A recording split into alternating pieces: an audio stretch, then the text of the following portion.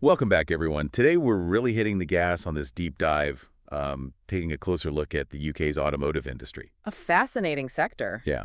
We've got excerpts from a Wikipedia article as our roadmap. Yeah. And, well, let's just say I was surprised by some of this. It's not all, luxury and speed, Definitely not. Though those are certainly part of the story. for sure. But first, kind of setting the stage, we know the UK auto industry employs a lot of people, but they're facing some pretty significant hurdles right now. Yeah, you're right, they are. Brexit and that whole global chip shortage, those aren't exactly minor bumps in the road. No, not at all. And the impact is far-reaching, to be honest.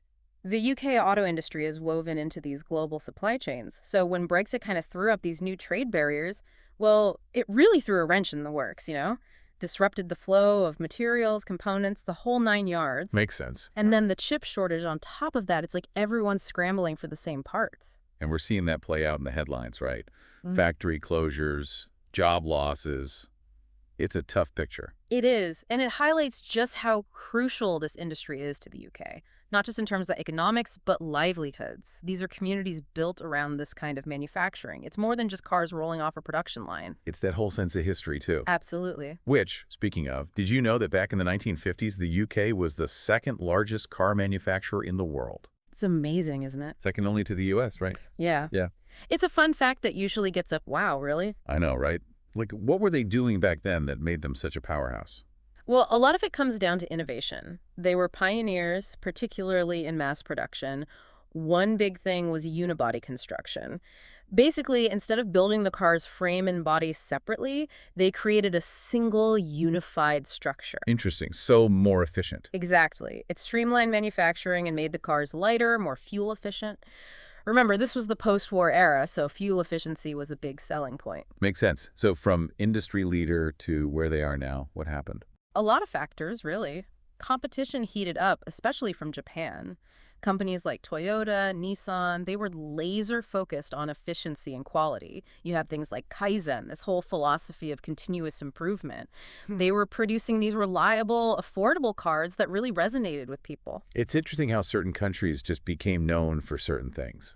Totally. And the UK had its own internal struggles, too. Labor strikes, for example, those didn't help.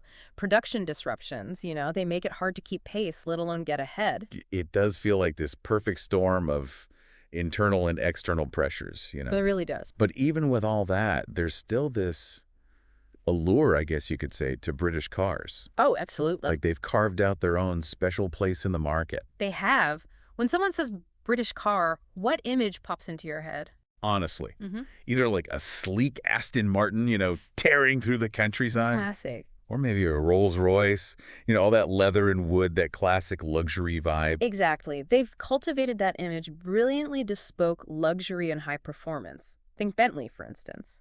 Their leather interiors. Hand-stitched, using hides from just a few suppliers in Europe. Each hide is meticulously checked, no imperfections allowed before it even gets near a craftsman. It's that commitment to craftsmanship. But it's funny, we were talking about luxury, but our research also mentioned off-road vehicles, kind of a different image, right? It is, yeah. You don't usually picture a mud-caked Land Rover next to a polished Bentley. Exactly. Mm-hmm. So how does that fit in with the whole British car image? Well, that ruggedness, it actually plays into their reputation for engineering. Think Land Rover, right? Built for those tough conditions, mud, rain, whatever the British countryside could throw at them. And that practicality, it really resonated. Suddenly, it wasn't just luxury, it was adventure, capability. Those pictures you see, Land Rovers crossing rivers in Africa, things like that. Exactly. It built this image of, like, indestructible. Makes you want to go off-roading. Right. And we can't forget motorsport either.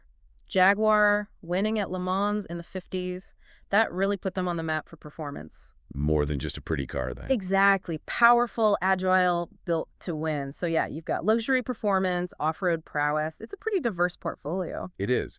But digging into the source material, something that jumped out was the whole foreign ownership thing. Right. It's a big part of the landscape now. What's the impact of that, do you think?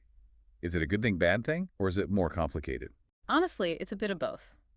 On the one hand, you've got foreign investment, right? Bringing in capital, helping modernize factories, especially when the UK industry was struggling. So Kind of a lifeline. In a way, yeah. Plus, it's brought in new technology, expertise, which helps with efficiency, productivity. Sharing knowledge, that kind of thing. Yeah, exactly. And that can lead to job creation, which is huge, especially in areas where traditional manufacturing has taken a hit. When a company like Nissan opens a plant, that has ripple effects throughout the local economy. That's the positive side.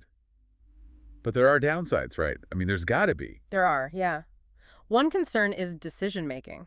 Instead of decisions being made here in the UK, they're being made at some parent company's headquarters, maybe on the other side of the world. So less control. Right, and that makes the UK vulnerable. Global markets shift, the parent company changes strategy. Suddenly, a UK plant could be on the chopping block, even if it's doing well. That's scary, not having that control. Exactly. And then there's the impact on the UK's own supply chain. If foreign companies are sourcing parts from back home, it weakens the UK suppliers. They become even more reliant on imports, which, as we've seen with the chip shortage, can be a real problem. So it's like this balancing act. Yeah, exactly. Trying to benefit from the investment, but also protect their own industry. Not an easy thing to manage. Not at all. It's something policymakers and industry leaders are really wrestling with. Yeah, it's tough, especially with everything changing so fast. Electric vehicles, self-driving cars, it's a whole new ballgame. Makes you wonder, how does the UK auto industry stay ahead of the curve? What's their edge? It's the million-dollar question, isn't it? But I think the answer might be right under their noses. We talked about their reputation for engineering, right? Especially in high-performance cars.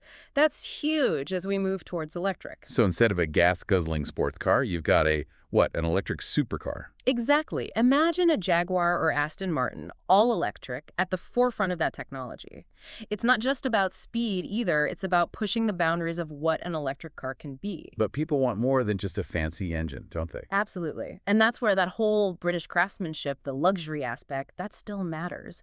As electric cars become more common, people will still want that feeling of quality, that attention to detail that British brands are known for. Imagine like a Bentley EV, not just high-tech, but with an interior that's still handcrafted, maybe using sustainable materials. The best of both worlds. Right. Luxury and sustainability, they can go hand in hand.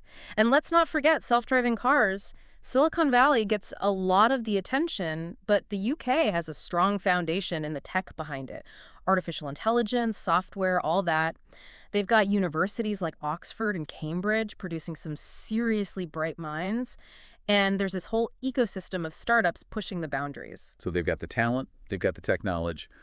What's next? What do they need to actually make it happen? Collaboration is key.